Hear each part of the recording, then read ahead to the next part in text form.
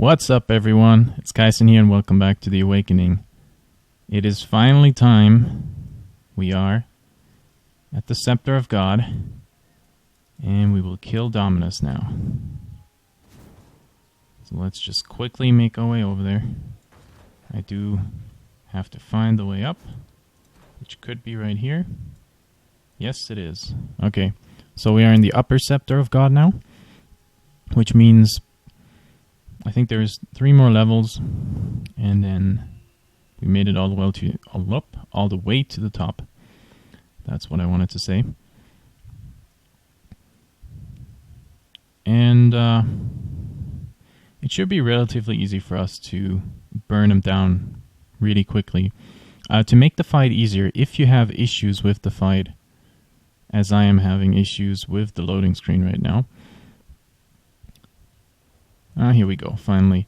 You should invest in some flasks. Remove bleeding. I don't have any right now. I should actually... I will check before I fight him, once we're up there, if I have one of the flasks. Because one is usually enough. And you need it for his second form. Or, well, let's just say you don't necessarily need it. But it definitely would be beneficial to have it. Okay. Oh, we got another Haku here. Sure, we'll do it. Okay, so this is timed. Let's see. Oh, okay, and this is one that I think we haven't seen before. The Karui Spirit is right beside you when you start. So, in this one, you just have to pick it up and run through this area towards an exit on the other side. This one can be timed, or it can be without timer. With the timing, it's obviously a bit more dangerous because you have to rush through. I'm just not killing anything here, just going through, and we should be almost there. Yep, here we go. That's the exit. We made it. So it's relatively easy. Just make sure that you don't get stuck, and if you get stuck, just kill some mobs and you should be fine. Okay, so here we have another pair of stairs. And this should be the last area before we made it all the way to the top. This was where we got the Scion as a character in normal difficulty. And we're going straight through. Right here, stairs up.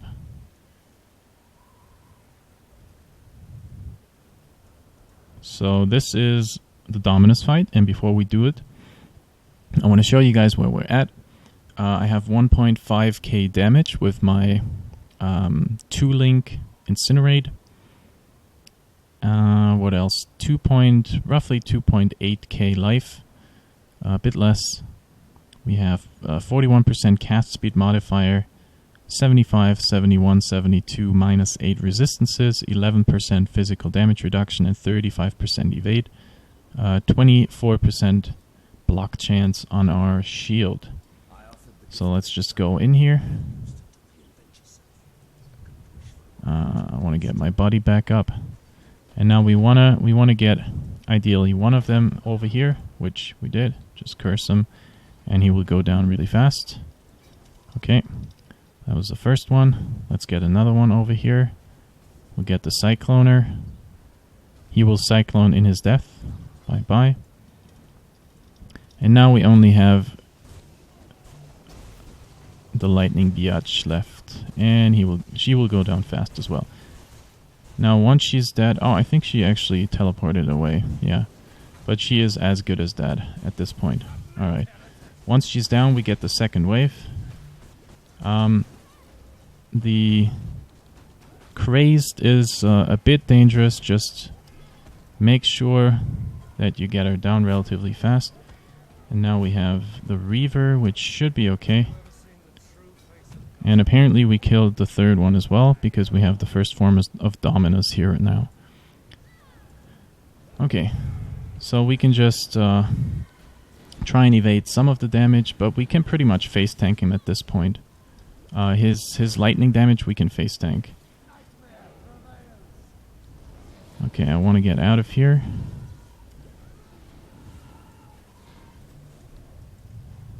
Whoops, nope, that's not a good place to be. Let's curse him and we can just give some damage back. You don't want to stand on the shock ground, and this is what I'm talking about. You can face tank this, that's not the issue. Okay, we want to get out of the consistent damage here. And you want to escape his melee attack. That's the most dangerous one. Again, we can face tank this. We want to get out of here. It's pretty simple.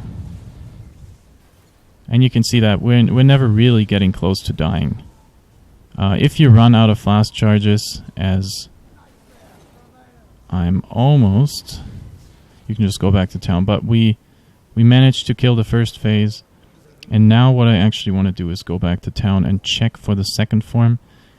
If I have a remove bleeding flask, because the second form is the one where you need it. So let's just have a quick look. Wow, my loading screens this time are terrible. Okay, here we are. I'll just throw this in here. Here we go. Okay, what do I have? Do I have anything on here?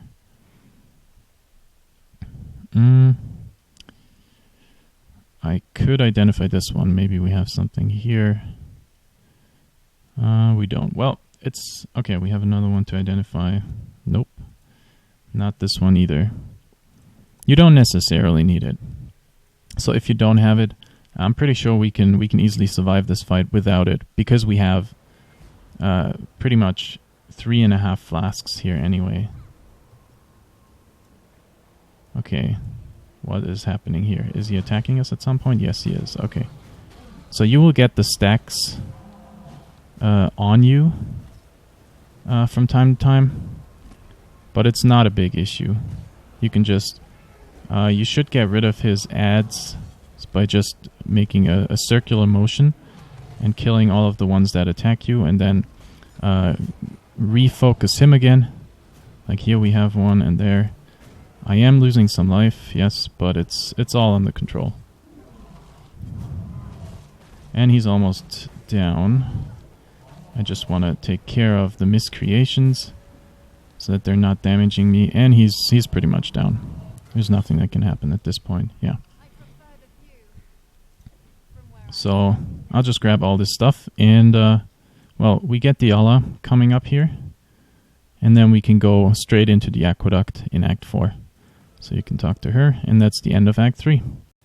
So as you can see, Dominus, Cruel, not a big issue with this build. Actually wanted to show you guys that we found a really nice piece of armor. Actually armor based with decent life roll and really good resistance rolls for fire and cold. And I'm pretty sure that we can get a third resistance on here. We can just test it out here on the workbench. So if we can get that, yeah, so we could get a lightning resist on here as well. Then this is quite a bit better than what we have at this point in terms of how much resistances we get from the chest piece. And it also has a 3-link and 4 sockets overall. So it would be a straight upgrade. Since I am pretty much maxed out on resistances at this point, I'll just keep it in here. There's a good possibility that we will be using this in Merciless difficulty latest, because then we get another deduction on our resistances. So at this point, the high resistance values on this one would be something that we're looking for. Now, we are back at Act 4, the Aqueduct. And as I said, this is actually a really good zone to level if you have to. We are 1 level below it. We first just want to make our way into town. And then if we feel the need to get another level or 2, we can just go back here and farm it a bit. The only dangerous part is the rare mob at the end. Anything else you can see slow-moving zombies, or these guys, the birds that kind of just fly in and die instantly because they have no life.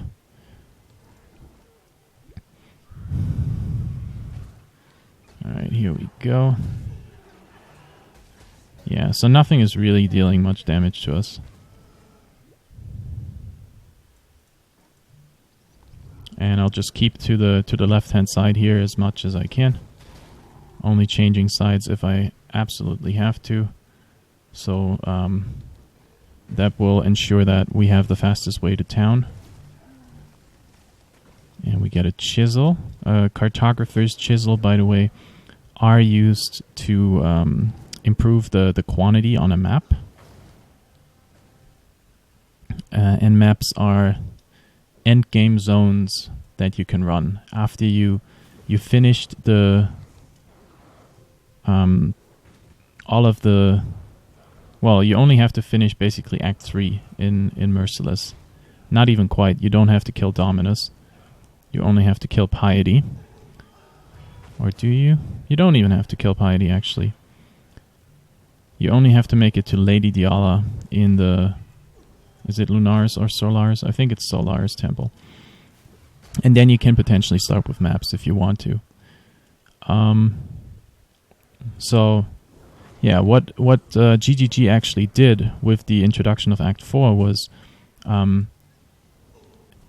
they see it as some sort of an alternative to maps. So if you don't want to run maps, if you can run Act 4, and it's supposed to be an equivalent to maps.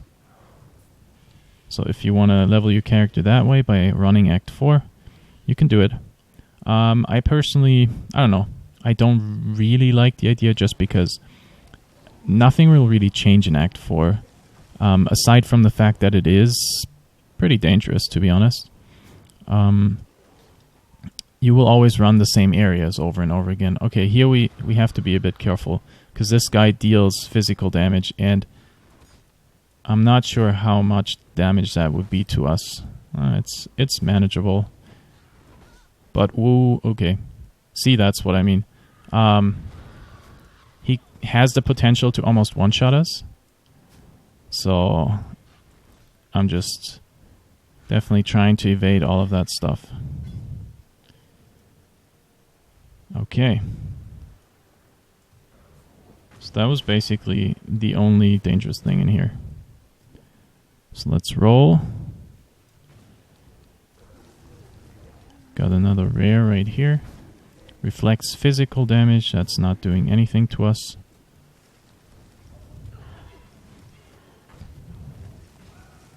Elemental damage would be a tiny difference here. We have a 6 socket again, so we're definitely picking that up. It's right now it's probably worth the most in terms of regular items that could drop for us. And an Elrion. Okay, cool. Let's do it. So we just have to defend it, I guess.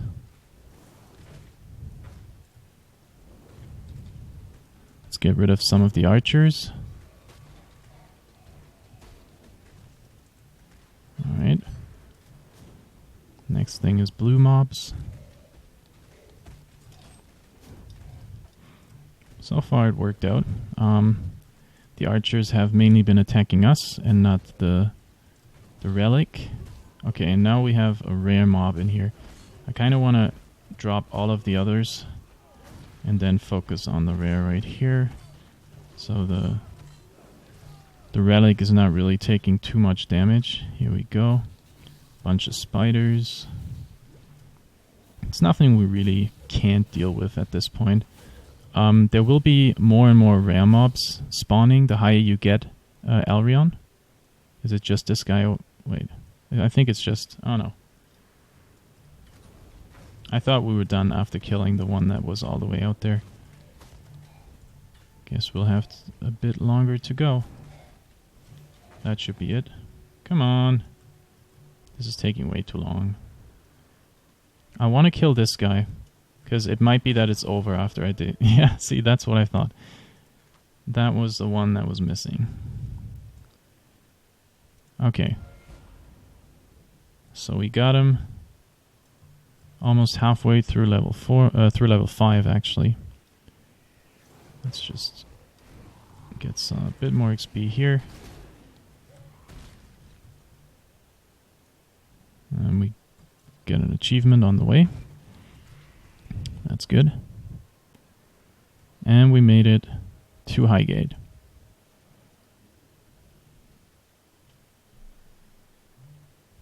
Beautiful. I don't think we get a quest reward straight away. I think we do have to do the one with the banner first before we get anything here. I'm watching you. And I'm curious what it is, because the last time you did the banner in normal, you get your golem. Curious what it is here. I did some more dailies, and there's two things that I wanted to show you guys. The first one is that I found another inertia, a jewel, and we already have one of these. So I'll probably just try to sell this. The second thing is that with the masters, I am relatively high level at this point. Elrion, for example, is somewhere around 58, 59. Vegan is not that high, but Haku as well is around that. So I do get some drops sometimes that are worthwhile chancing. And I just want to introduce you guys to the idea. So here I have a siege axe that dropped from one of the daily missions. And what I can do with the siege axe is I can use an Orb of Chance on it, which upgrades this item to a random rarity. That's the important part. So I can get a blue item, which it will be most of the cases. I can get a rare item, and I can get a unique. So now you have to see there's only one unique with a siege axe base, and that's a soul taker. And if you get a soul taker by chancing this siege axe, you made a lot of money, because it is worth, I don't know, 10 plus exalts. I don't really know how much they go for, but they're really expensive and they're really valuable. So that's every base item has, or not every base item, but if you find a base, you have to look at how many uniques are there with this base and how valuable are they. If there's two of them and one of them is very valuable and the other one is basically worthless, you obviously only get half value because you have the same likelihood for both uniques when you chance it. But in this case, it's only the soul taker, so that's what makes it very easy to, whenever you pick up a siege axe, throw an Orb of Chance on it, and maybe you get lucky and you get the soul taker. So let's see what we get here. Okay, we just got a blue item, which it's not really worth anything. We're just gonna sell it. Yeah, it's not much more to do with this. So I just wanted to show you guys that this was the first item that I found that was actually worthwhile chancing. And now we'll go back into Act 4 and we will do the first quest with breaking the seal. So we did enter the Dried Lake and we still have a skill point to allocate. And we got all of the easily available life clusters now. We got Melding, we got Written in Blood. Oh, I am attacked. Bye-bye. Let's just quickly go out of here just to be safe for the skill point. We got all the way up to Retribution here with Discipline and Training. We got the Unrelenting, Heart of the Warrior, and also down here Bravery.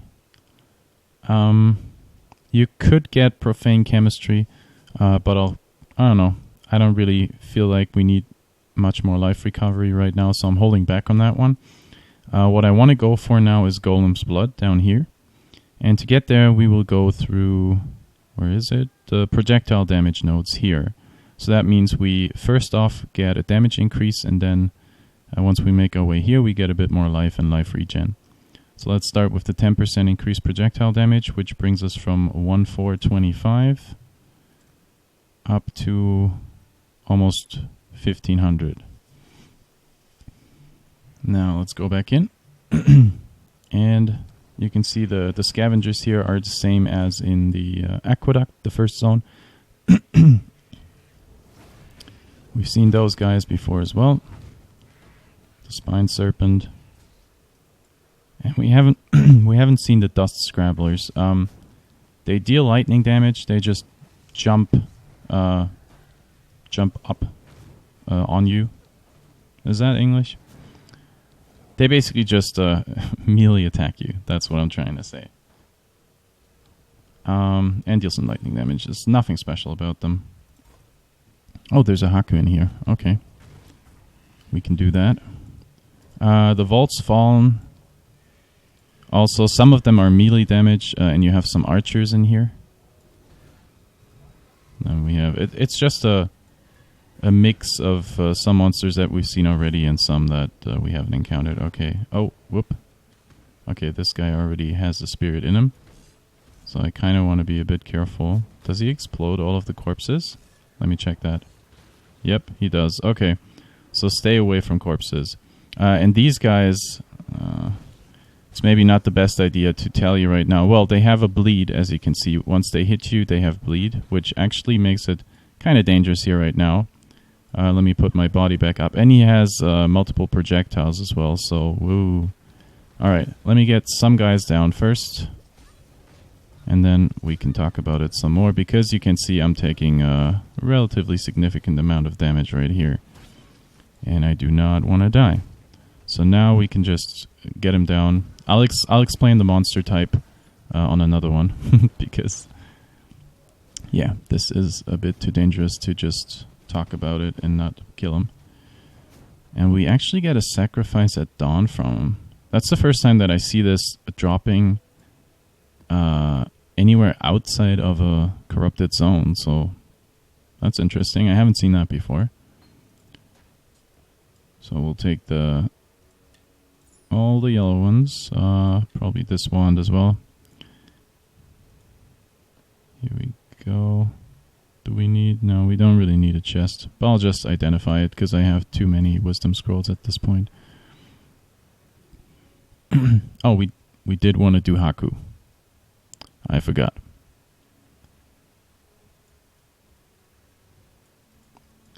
So this is before the time runs out.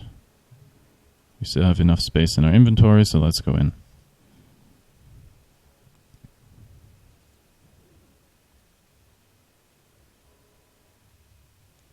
Alright, 2 minutes to get there. Let's just make this a bit faster. Let's kill this guy. So I'll leave all of the whites behind here. I can, especially when they're skeletons, I can just run past them on the way back, so I don't really have to clear everything here. I'll take the ruby. And now let's see what we got here. Okay, this guy is actually dealing some damage to us, so we have to be a bit careful. So let's kill the other people around first. Or we can probably get him down relatively quickly. Yeah. Okay, so now we still have a minute 12 to kind of look around, see if we can take anything from here. And then at some point we have to pick up the Karui spirit. I'll take that. I don't really need the rest. So let's get our body back up just as a distraction for whatever comes out once I pick him up. And here we go. Okay. That's actually not too bad. Well, if you're not on top of it. Otherwise, it is kind of bad. But we'll easily make it out of here. I'm lagging a bit. I don't know if you guys can see that. But it's definitely not the... Okay, here we are again. There's already some bodies waiting for us. Oh, that's actually the zone boss. Well, I don't know, like the unique of the zone, Nightwane, and he uses blink arrow to go from one place to another. And then he has like a mirrored image, which attacks you as well. So that's why I'm taking a bit of damage here. Let's get rid of this guy. And you have to kind of keep track on who's the real one, because if you're attacking the wrong one, it's not doing anything for you. So apparently I attacked the wrong one here. So once he fires this, he changes place to the other one, so you can just switch targets. And now I can switch targets, and he's down. There we go. Okay, let's talk to Haku. Almost level 6. Nice. And we want to continue here. We have a jeweler's strongbox. I'm just going to open this. Blue ones I'm not too afraid of, so we can just open.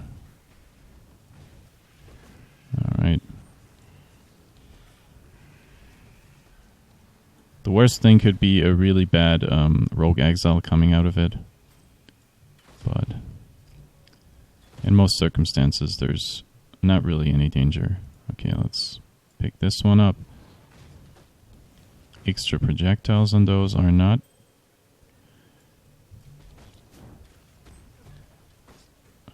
They're not that bad, no.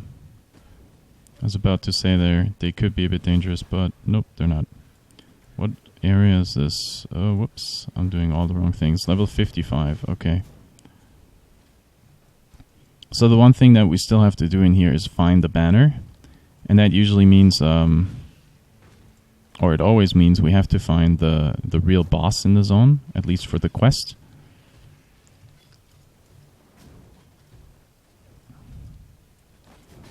And he's probably the most rippy one in here, with 3 or 4 different attacks, I think. I'll show you guys which ones they are once we get there. And it's easy to see when you've gotten to the area where he resides, because it is walled in. You have palisades all around the area. Okay, this is a bit too many people firing at me at the same time, so let's get rid of most of them. Thank you.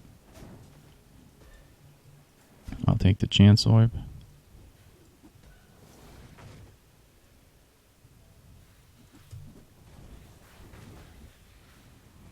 Bye-bye. And I'll take this. Alright, let's make this a bit... this should be the area. So you can already see this is all walled in. Now, I want to ideally pick off some of the archers beforehand, especially this one, so nobody gets frenzy on death. And then in the middle, surrounded by his friends, this guy shows up, Vol. So let's bring him out here. I'll resummon my buddy, and you can see what he does. He charges at you. Obviously, if you could, it's not a bad idea to fight him around around an immovable object like a wall, because he can only charge against the wall. So you kind of already take care of his charge ability. Then he has a summon ability, so he summons a bunch of these Vol Fallen. So here I can just, let him go against the wall. And then he has a smash as well. That was a summon. That's the smash. And it has a pretty large AoE. So if you don't want to get hit, you have to get away from him quite a bit. You can see it right here. So that's the 3 things that he does. Charge. That's the summon. And the smash. Whoa. Okay. You can see that was probably a crit. And it almost one-shot me. So be careful about that. Charge. And if the charge hits you and crits, it also deals quite a bit of damage. So you can see he's not he's dealing enough damage. Let's just put it that way, You shouldn't take him too lightly. Oh boy. Let's get my buddy back up. So I will try to get out of his charge, but if you if you attack him just when he's summoning his buddies, that's usually enough. I'm taking all of the damage from him at this point. Okay, here we go.